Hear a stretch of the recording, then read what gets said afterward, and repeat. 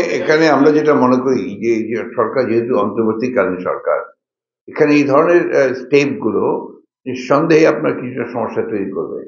At the same time আপনার morgue ভাতা তো কিছুটা ইনফ্লেশন বাড়াবে, কিন্তু সাধারণ মানুষের তাদের তো আপনার কোনো আয় বাড়ছে না, এটা একটা সমস্যা। তো এই বিষয়গুলোকে আপাতত আমার মনে হয় যে তাদের খুব বেশি প্রয়োজন ছিল না, যদি বলে তারা আপনার দ্রুত নির্বাচনের দিকে যেত, যেটা আমরা বারবার বলে আসছি। যে প্রশ্নটা করা হয়েছে যে মূল বিষয়টা তো হচ্ছে জবাবদিহিতা নিশ্চিত করলে আপনার অনেক সমস্যাই সমাধান হয়ে যায়, যেটা আপনার একমাত্র একটা ইলেক্টেড পার্লামেন্ট ছাড়া সম্ভব নয়।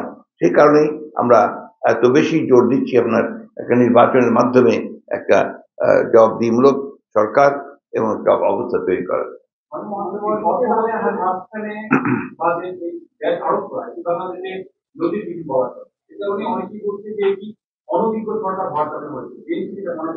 কোনটা?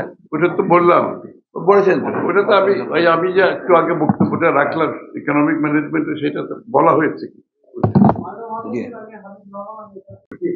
এখানে প্রথমে আপনি জিডিপি এবং ডেট জিডিপি যে রেশিওটা, এটার প্রত্যেকটি দেশের অর্থনীতির একটা বৈশিষ্ট্য আছে। আপনি আমেরিকান ডেট জিডিপি আর বাংলাদেশের ডেট জিডিপি এক হবে না। তাদের ইকোনমির স্ট্রেংথ থাকতে হবে, আপনি ইকোনমি সাপোর্ট করতে পারবে কিনা এটাকে। বাংলাদেশের অর্থনীতি যে জায়গায় এসে দাঁড়িয়েছে, আমাদের ডেট জিডিপিটা একটা খারাপ অবস্থায় আছে। আপনি এটার রিপেমেন্ট যখন শুরু হচ্ছে এবং শুরু হয়েছে, এটা ক্রমান্বয়ে আনলেস আরো খারাপের দিকে যাবে, আনলেস পরবর্তী নির্বাচিত সরকার অর্থনীতিকে একটা নতুন ভাবে ঢেলে সাজাতে হবে এটাকে বর্তমান প্রেক্ষাপট থেকে বের হওয়ার জন্য। তো সেই জায়গাটায় আমাদেরকে আসতে হবে। তবে ইন্টেরিয়াম সরকারের পক্ষে আমি মনে করি তারা ইন্টেরিয়াম সরকার হিসেবে এটা অ্যাড্রেস করতে হলে তারা একটা রেগুলার বিজনেস অ্যাজ ইউজুয়াল বাজেটকে নিয়ে সেটা তারা করতে পারবেন, তাদের নতুন ভাবে অ্যাড্রেস করা দরকার।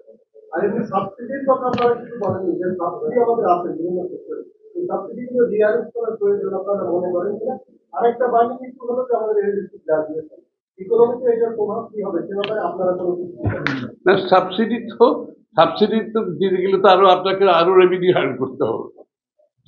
বর্তমান প্রেক্ষাপটে আমার মনে হয় ইন্টেরিয়াম বাজেটের মধ্যে এগুলোর কোনো সুযোগ নেই। আপনি একটা ইলেকটেড গভর্নমেন্ট আসার পরে, যেটা গণমুখী জনগণের নির্বাচিত সরকার, তাদের যে ফিডব্যাক থাকে জনগণের এবং তাদের যে পলিটিক্যাল মোবিলাইজেশনের সুযোগটা থাকে, সেটার জন্য আমাদের কিন্তু অপেক্ষা করতে হবে। এই জন্য আমি বারবার বলছি, এই পুরো জিনিসটা একটা ইন্টেরিয়াম ভাবে তাদেরকে অ্যাড্রেস করা উচিত ছিল।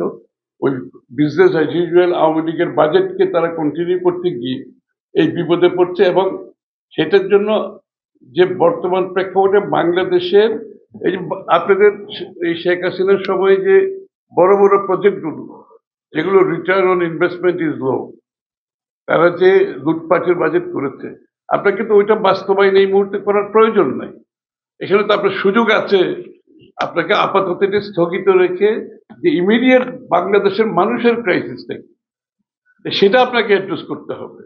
আপনি যদি এখন ওই বাজেট বাস্তবায়ন করতে গিয়ে বাংলাদেশের মানুষের উপর করের চাপ দেন, ভিআইটির চাপ দেন, সেটা তো কোনো গভর্নমেন্টের ইকোনমিক ম্যানেজমেন্টের মধ্যে পড়ে বলে আমি মনে করি না। অন্তত আপনি ইকোনমিক ম্যানেজমেন্ট এটা না যে আপনার টাকার দরকার, আপনি এনবিআর কে বলবেন আর এনবিআর কর বসাই দিল, বিএটি বসাই দিল, কর বসাই দিল।